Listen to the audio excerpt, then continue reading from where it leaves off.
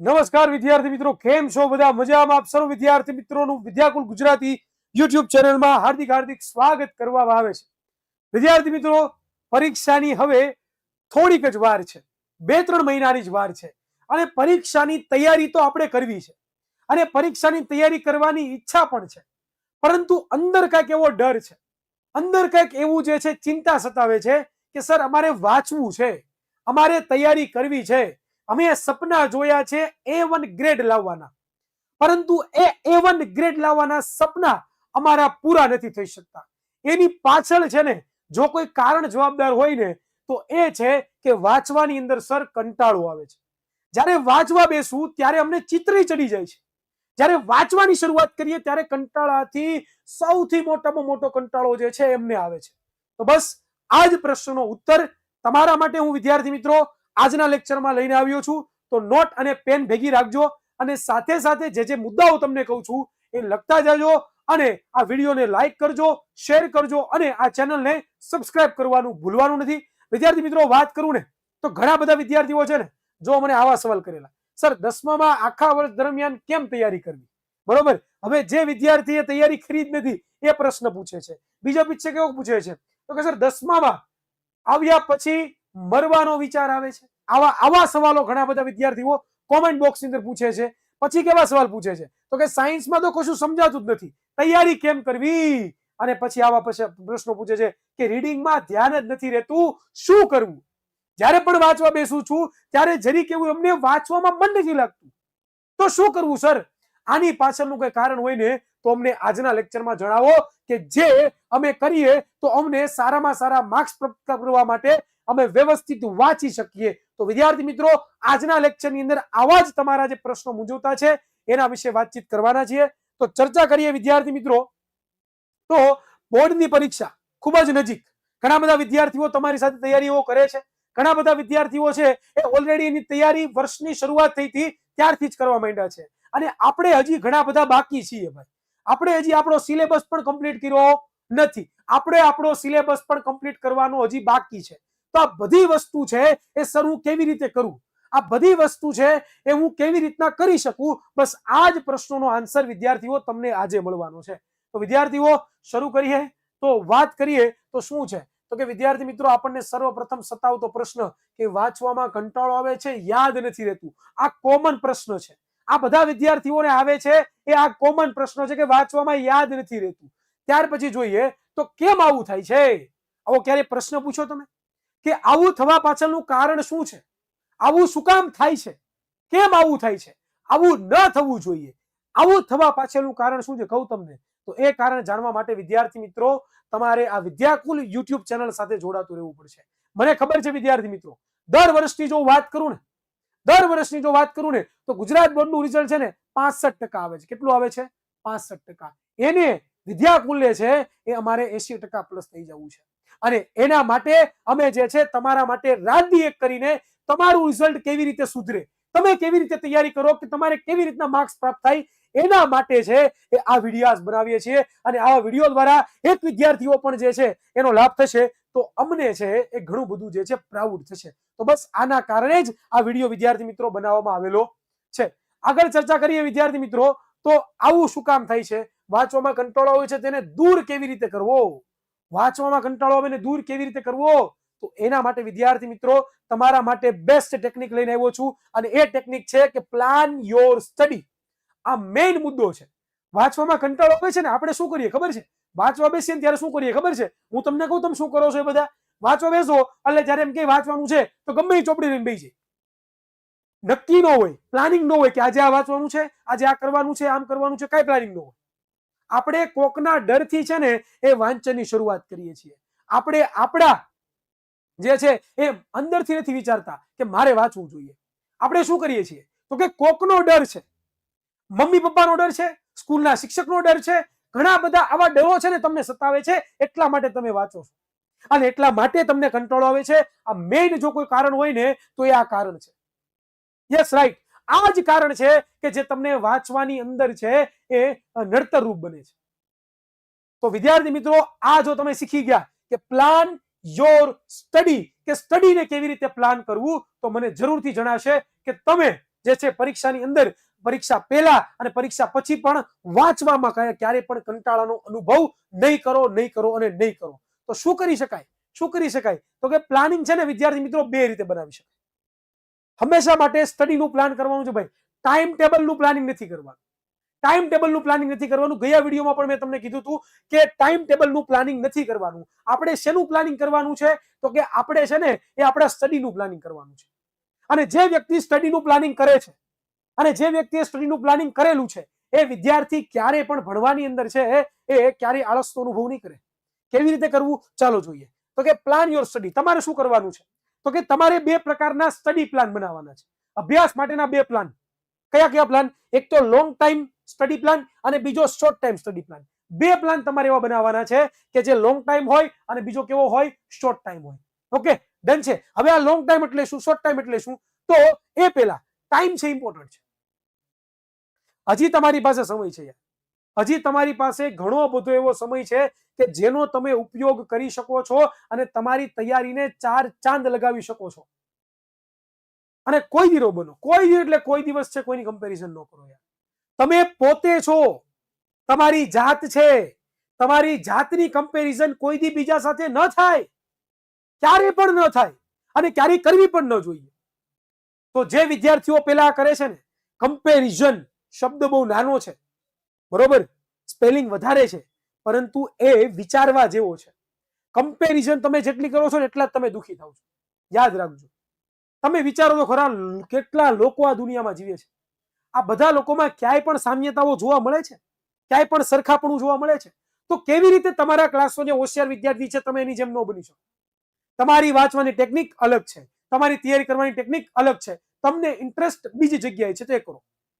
સ્ટુડન્ટની જો વાત કરું ને તો સ્ટુડન્ટની અંદર ધનુર્ધરમાં ધનુર્ધર અર્જુન, જેને અત્યાર સુધીનો આ સદીનો સર્વશ્રેષ્ઠ જે છે એ સ્ટુડન્ટ કહેવામાં આવે છે.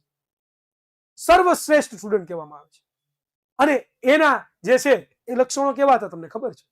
એના લક્ષણો હતા ફોકસ, ડેડિકેશન એન્ડ ફેથ. આ ત્રણ વસ્તુ. Focus, dedication and faith. આ ત્રણ વસ્તુ જેનામાં હોય ને એ વ્યક્તિ ક્યારે પાછો ન પડે. આ ત્રણ વસ્તુ જેની અંદર હોય ને એ ક્યારે પાછો ન પડે. ફોકસ, મારું શું લક્ષ્ય છે? અભ્યાસ કરવાનો. મારું શું લક્ષ્ય છે? મારે પરીક્ષામાં પાસ થવાનો. મારું શું લક્ષ્ય છે? કે 95+ માર્ક્સ લાવવાનો. એ લક્ષ્ય, એ ફોકસ એ હોવું જોઈએ. ડેડિકેશન, હું જે કામ કરું છું એ પરફેક્શન સાથે કામ કરીશ. હું જે કામ કરું છું એ એકદમ સરસ રીતે કામ કરીશ. આ છે એ ડેડિકેશન. અને ત્રીજું છે ફેથ.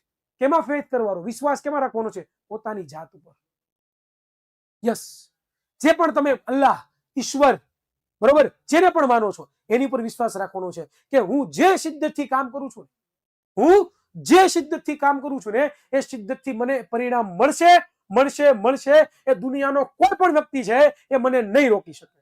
જો આ ત્રણ વસ્તુ તમારા અંદર હશે ને તો તમે જે કરશો ને એ વસ્તુ તમે ધારશો ને એ વસ્તુ થઈ શકશે. તો વિદ્યાર્થીઓ આ વસ્તુ જાણવી ખૂબ જ જરૂરી છે. ઘણા બધા વિદ્યાર્થીઓ આમાં જ પાછા રહી જતા હોય છે. તો ચાલો લોંગ ટાઈમ ટેબલ પર, લોંગ જે ટાઈમ સ્ટડી પ્લાન છે એમાં શું કરવાનું છે? તો કે પહેલા તો કોઈ પણ એક સબ્જેક્ટ ઉઠાવો. તમે શું કરશો પહેલા એક સબ્જેક્ટની અંદર? તો કે સબ્જેક્ટની અંદર તમારે શું કરવાનું છે? ચેપ્ટરનું લિસ્ટ બનાવવાનું કે ભાઈ થયેલા ચેપ્ટરો અને બાકી રહેલા ચેપ્ટરો. સર્વપ્રથમ તમારે આ જ કરવાનું છે. જેટલા પણ તમારા સબ્જેક્ટ છે એ બધા સબ્જેક્ટની અંદર કે ભાઈ એક ટાઈમ ટેબલ એવું બનાવો, એક તમે લિસ્ટ એવું બનાવો ચેપ્ટરનું કે એકમાં થયેલા ચેપ્ટર લખશું ને એકમાં બાકી રહેલા ચેપ્ટર લખશું. ક્લિયર થયો કોન્સેપ્ટ? કોન્સેપ્ટ ક્લિયર થયો? પછી તમે શું કરશો? તો કે 1 વીક આખું પ્લાન બનાવશો. કેવું બનાવશો? 1 વીક પ્લાન. હવે 1 વીક પ્લાનમાં શું છે? તો કે તમારે જે ચેપ્ટર થઈ ગયા છે, કમ્પ્લીટ છે, એમાં તો કોઈ પ્રોબ્લેમ જ નથી. જે બાકી છે, માની લો કે મારે ચેપ્ટર છે એ થયેલા ચેપ્ટરો મારા ટોટલ મારા ચેપ્ટરો છે કેટલા આવે છે?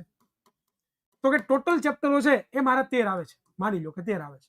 એમાં મારે પહેલું, બીજું, ત્રીજું, ચોથું, પાંચમું થઈ ગયું છે, બરોબર. હવે બાકી રહેલા ચેપ્ટરો કયા છે? બાકી રહેલા ચેપ્ટરો કયા છે? તો કે 6મું, 7મું, 8મું, 9મું, 10મું, 11મું, 12મું અને 13મું. આટલા ચેપ્ટરો મારા બાકી છે એમ કહી શકું કે ન કહી શકું? યસ, આટલા ચેપ્ટરો મારા બાકી છે. તો કરવાનું શું છે? તો કે 1 વીક પ્લાન તમારે બનાવવાનો છે કે ભાઈ આ વીકની અંદર, માની લો કે વિજ્ઞાનની વાત કરું, સાયન્સની વાત કરું, સાયન્સની અંદર તો 13 ચેપ્ટર આવતા હોય તો એની અંદર મારે 1 થી 5 ચેપ્ટર કમ્પ્લીટ છે, મારા આ ચેપ્ટર બાકી છે, તો આ એક વીકનું પ્લાનિંગ એવું બનાવો તમે કે એક વીકની અંદર મારે આ 2 ચેપ્ટરો કમ્પ્લીટ કરવા છે. આ એક વીકની અંદર મારે આ 2 ચેપ્ટરો કમ્પ્લીટ કરવા છે અને આ એક વીકની અંદર આ 2 ચેપ્ટરો જ્યાં સુધી કમ્પ્લીટ નહીં થાય ત્યાં સુધી હું કશું જ પણ કરીશ નહીં, રમીશ પણ નહીં, ખાઈશ પણ નહીં, પીશ પણ નહીં. જો આવું જૂનું રાખશો ને તો ત્યારે આ થશે. તો પહેલા તો આ કરો, 1 વીક પ્લાન બનાવો કે એક દીમાં હું શું કરી શકું. જો ડેડિકેશન ફોકસ તમારું હશે ને આ વસ્તુ પર તો જરૂરથી આ કંટાળો ને આળસ છે ને દૂર થશે. એટલા માટે તમને કહું છું કે અમારી સાથે જોડાયેલા રહેજો.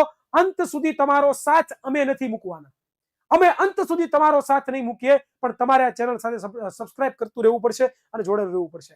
પછી શું કરશો તો કે આપણે 1 વીક પ્લાન તો બનાવી દીધું, હવે કોનો વારો આવે છે? Short time study plan.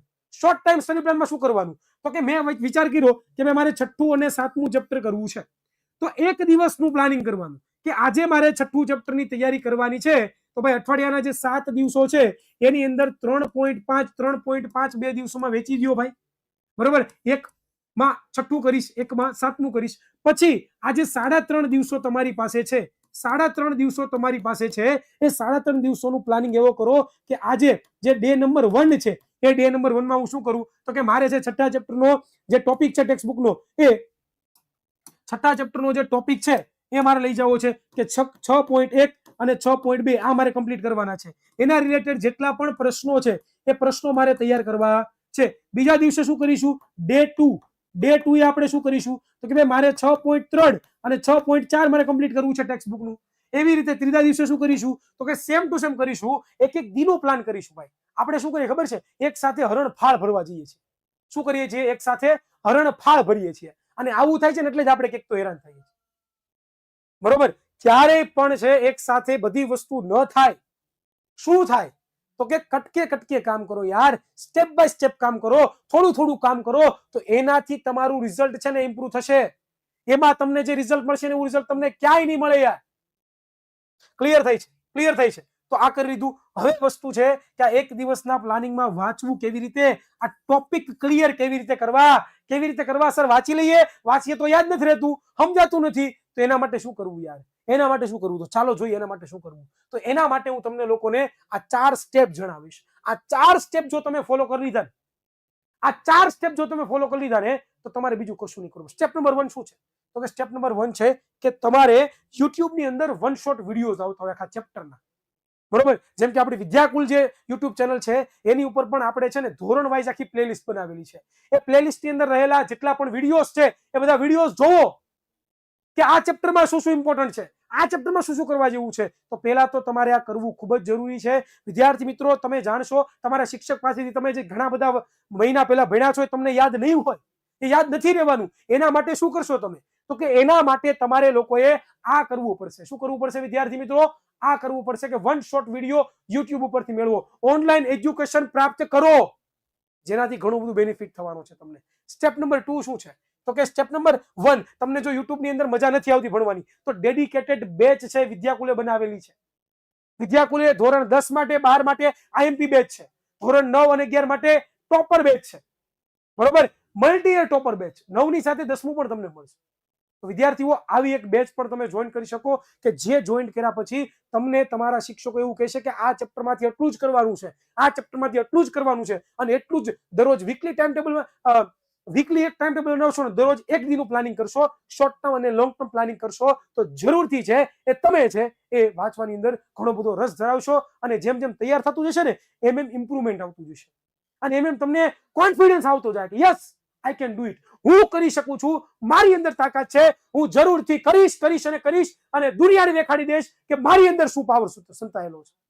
તો આ પાવર છે ને એ બતાવવાનો છે, બરોબર. ચાલો જોઈએ સ્ટેપ નંબર 2 શું છે? NCERT reading. તમારી જે ટેક્સ્ટ બુક છે એ ટેક્સ્ટ બુકને તમે અવગણો છો. ટેક્સ્ટ બુકને અવગણવાની નથી. ટેક્સ્ટ બુકમાં જે વસ્તુ કીધી છે એ બધી વસ્તુ વાંચવાની છે, કારણ કે ટેક્સ્ટ બુક છે એ તમારા માટે સર્વશ્રેષ્ઠ ભગવાન સાબિત થઈ શકે છે. અને જો ટેક્સ્ટ બુક તમારે નથી કરવી તો તમે આ પ્રકાશનોનો ઉપયોગ કરી શકો છો. ધોરણ 10 ના વિદ્યાર્થીઓ માટે તો છે એ અમે આખી બુકો બારી પાડી દીધી છે. ધોરણ 12 ના વિદ્યાર્થીઓ માટે પણ છે. અને અત્યારે મેઇન સર્વશ્રેષ્ઠ હોય તો પેપર સેટ. વસાવો પેપર સેટ. કિંમત એટલી બધી નથી, પણ કામ તમને ઘણું બધું લાગવાનું છે. શું કામ?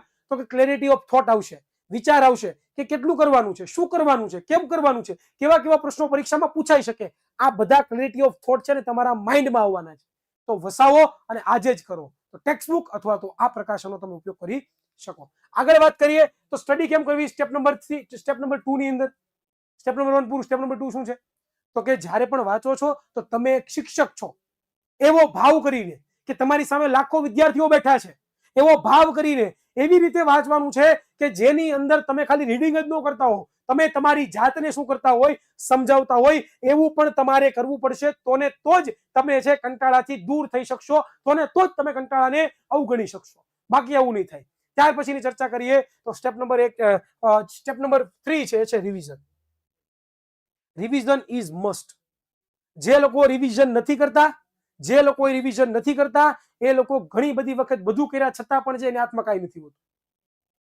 તો રિવિઝન કરવું ખૂબ જ જરૂરી છે. ચેપ્ટર જ્યારે પૂરું કરો છો ત્યારે રિવિઝન થવું જોઈએ. 2 ચેપ્ટર પૂરા થાય છે તો એ બે ચેપ્ટરનું રિવિઝન થવું જોઈએ. જો આવા સાદા મુદ્દાઓ છે, બધાને આવડે છે, બધાને ખબર પણ છે આ મુદ્દાઓ, પણ તમને યાદ કરાવું છું કે આ વસ્તુ કરવાથી ઘણો બધો તમને ફાયદો થવાનો છે. અને લાસ્ટ 4th છે એ કે બોર્ડના પ્રશ્નપત્રો.